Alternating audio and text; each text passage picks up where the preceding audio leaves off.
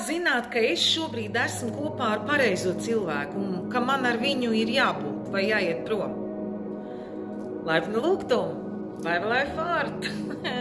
Vietne, kas atgādina, ka visjaudīgākā garīgā un savas izaugsmes prakse ir mūsu ikdienas dzīve un uzaicina veidot to kā skaistu mākslas darbu.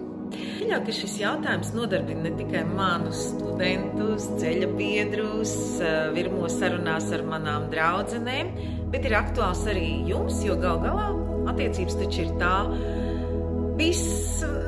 laikam vissvarīgākā mūsu dzīves sfērā, kurā mēs visvairāk varam uzzināt paši par sevi.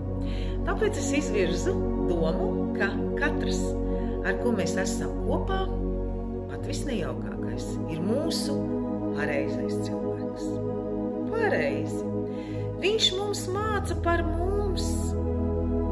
Viņš mums iedod informāciju par mums un liek tālāk rīkoties, aizdomāties, ko es ar to daru.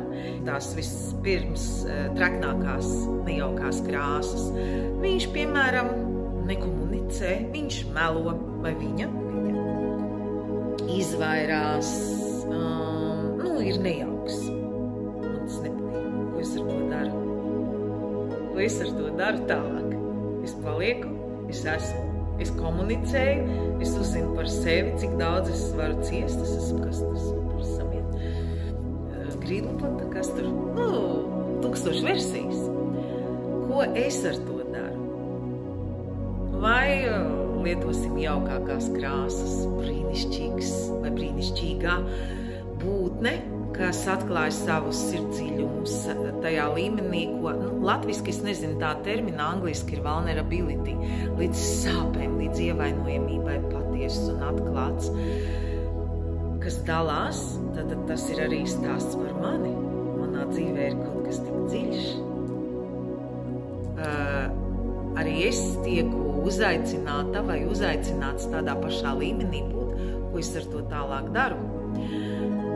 Jā, katrs, kas ir mūsu dzīvē, tajā brīdī runāsim konkrēti par vistuvākiem partneriem, par intīmajiem partneriem, ir pareizais. Sāk nāk jautājums par to, ko mēs daram ar to, un īpaši šobrīd, kad notiek milzīgas pārmaiņas, katrs pats mēs evolucionējam superlielā ātrumā, mūsu partneri arī tieši tāpat evolucionē, mainās uz vienu vai otru pusi. Jā, kā mēs šito varam salāgot, ir īpaši, ja mēs esam ilgu laiku bijuši kopā. Ne par velti. Partnerattiecības ir visjaudīgākais pasākums, lai mēs, kā minēju, uzzinātu paši par sevi un turpinātu augt. Tātad manis izvirzītā tēze, ko jūs par to domājat, piekrītat, nepiekrītat, uzrakstiet savas idejas. Katrs ir vispareizākais.